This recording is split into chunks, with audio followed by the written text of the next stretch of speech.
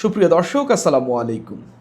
বাংলাদেশ জামাতে ইসলামী যদি কোনো ফুটবল টিম হতো, এই টিমটাকে কেউ কোনো গোল দেওয়ার প্রয়োজন পড়তো না।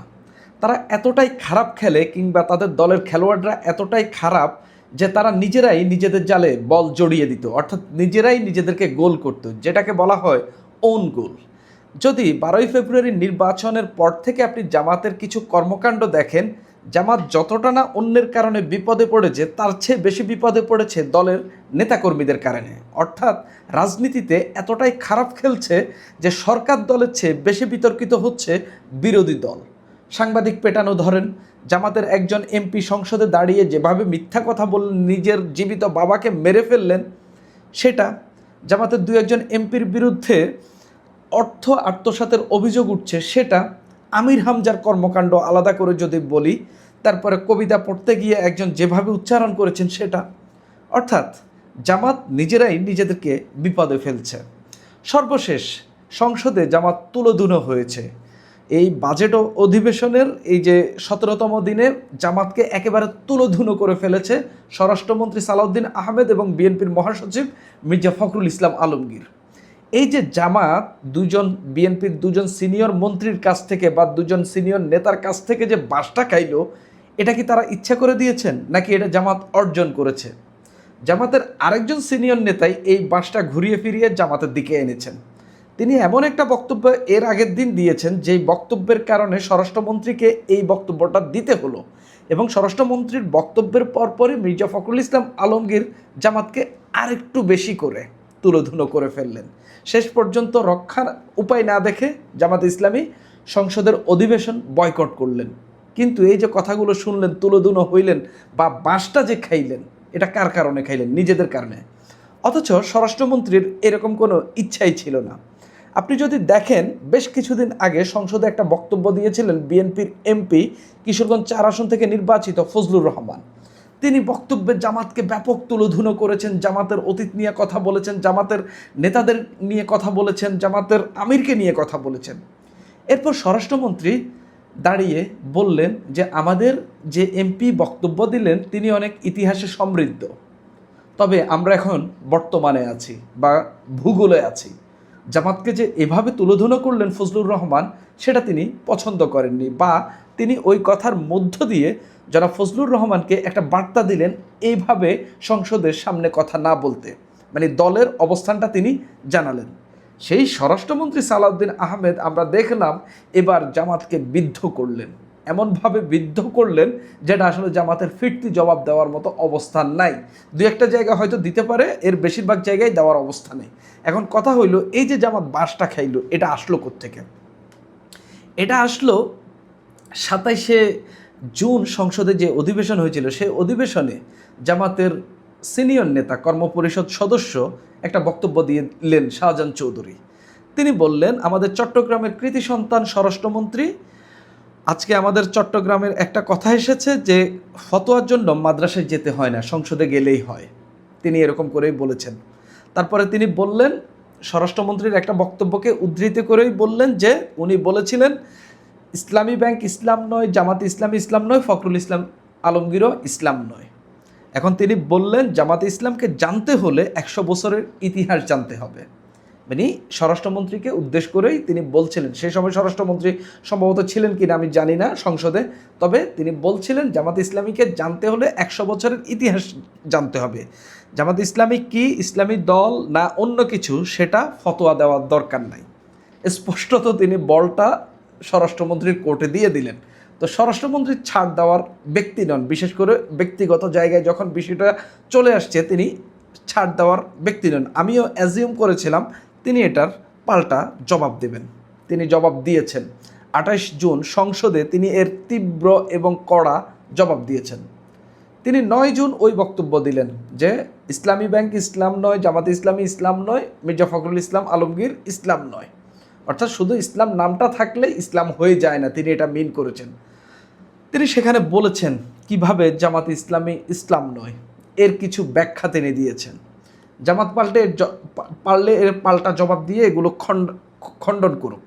তিনি বলেছেন যে এই শাহজাহান চৌধুরী যে বলেছেন 100 বছরের ইতিহাস জানতে, তিনি বললেন যে জামাত ইসলামী প্রতিষ্ঠাই হয়েছিল 1941 সালে, এখন পর্যন্ত বয়স হয় 84 বা 85, তাহলে 100 বছরের ইতিহাস জানবেন কি করে? স্পষ্টত তিনি শাহজাহান চৌধুরীকে যে তাদের দলের বয়স যে 100 হয়নি এবং যে বাড়িয়ে কথা বলে এই দলের নেতারা, একটা ইসলামী রাজনীতি করা দলের নেতারা যে এভাবে বাড়িয়ে বলেন, সেটা তিনি ইনডাইরেক্টলি তাকে যে মিথ্যা বলেছেন বা অসত্য বলেছেন সেটা বুঝিয়ে দিলেন। তিনি বলেছেন 47-এ পাকিস্তান সৃষ্টির বিরোধিতা করেছেন। বাংলাদেশ স্বাধীন হওয়ার ক্ষেত্রে 47 অন্যতম একটা ঘটনা। আমরা যদি সে সময় ভারতীয় উপমহাদেশ থেকে আলাদা না হইতাম বা ভারত থেকে আলাদা না হইতাম, 71 হতো কিনা সেটা নিয়ে সন্দেহ, বা 71 আদৌ কবে হতো সেটা নিয়ে সন্দেহ আছে। কিন্তু জামাতের প্রতিষ্ঠাকালীন নেতা বা জামাত যিনি প্রতিষ্ঠা করেছেন, তিনি 47-এর সময় পাকিস্তান সৃষ্টির বিরোধিতা করেছেন, সেটা তিনি তুলে ধরলেন। পাশাপাশি 1971 সালে বাংলাদেশের স্বাধীনতা যুদ্ধের যে বিরোধিতা জামাত করেছে সেটা তিনি তুলে ধরলেন। তিনি আরও বেশ কিছু ঘটনা তুলে ধরলেন। পাকিস্তান পরিষদে যে জামাতের নেতারা ছিলেন সেটা তিনি তুলে ধরলেন। তবে এর বাইরে যে গুরুত্বপূর্ণ ঘটনা তিনি তুলে ধরলেন সেটা হলো 86 নির্বাচনে, এরশাদের অধীনে যে নির্বাচন হয়েছে সেই নির্বাচনে জামাতের অংশগ্রহণকে নিয়ে তিনি প্রশ্ন তুললেন, যেটা নিয়ে বাংলাদেশে প্রশ্ন আছেই। জামাতের সেই অবস্থানকে বাংলাদেশের মানুষ পছন্দ করে না এবং জামাত ওই সময় ওই নির্বাচনে জামাত এবং আওয়ামী লীগ অংশ নেওয়ার কারণেই এরশাদের ক্ষমতাটা আরেকটু দীর্ঘায়িত হয়েছিল। তিনি সেটাকে জাতীয় বেইমানির নির্বাচন বলেছেন এবং এরশাদের জাতীয় বেইমানির নির্বাচনে জামাত অংশগ্রহণ করেছে। তাহলে তাদেরকে তিনি কি মিন করেছেন? জাতীয় বেইমান বা জাতীয় প্রতারক হিসেবে মিন করেছেন। কিন্তু এই শব্দগুলো তো সংসদে বলা যায় না, তিনি সেটা বলেননি, কিন্তু তিনি ইনডাইরেক্টলি বুঝিয়েছেন। এটা গেল আরেকটা বিষয়। তিনি জামাতের 90-এর অবস্থানের কথা স্বীকার করলেন এবং প্রশংসা করলেন, জামাতের 24-এর অবস্থানের কথা প্রশংসা করলেন, স্বীকার করলেন।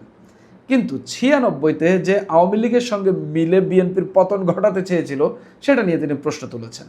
পাশাপাশি 2007 সাল থেকে জামাত এদিক ওদিক যাচ্ছে, এদিক ওদিক দৌড়াদৌড়ি করছে, সেটা নিয়ে তিনি কথা বলেছেন। অর্থাৎ জামাতের যে 100 বছরের ইতিহাস জানার কথা যে শাহজাহান চৌধুরী বলেছেন, সেখানে 84 বছর উল্লেখ করে তিনি বেশ কিছু ইতিহাস সামনে আনলেন, যার অধিকাংশই বা এই 84 বছরের ইতিহাসের অধিকাংশ সময়ে জামাত ভুল রাজনীতিতে হেঁটেছে সেটা তিনি তুলে ধরলেন।